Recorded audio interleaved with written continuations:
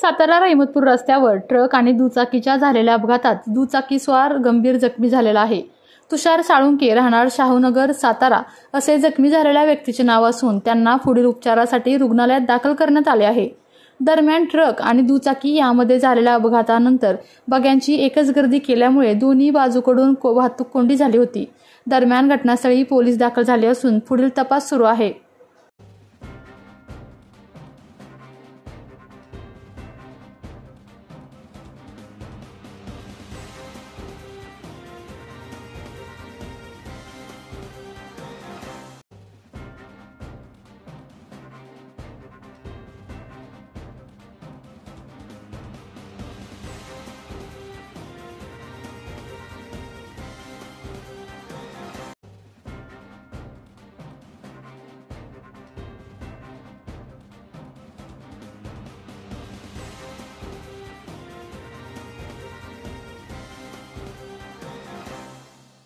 आपल्या तालुक्यातील जिल्ह्यातील बातम्या सर्वप्रथम पाहण्यासाठी आजच सातारा न्यूजला YouTube चॅनलवर सबस्क्राइब करा, लाईक करा, शेअर करा आणि बेल आयकॉन प्रेस करायला विसरू नका।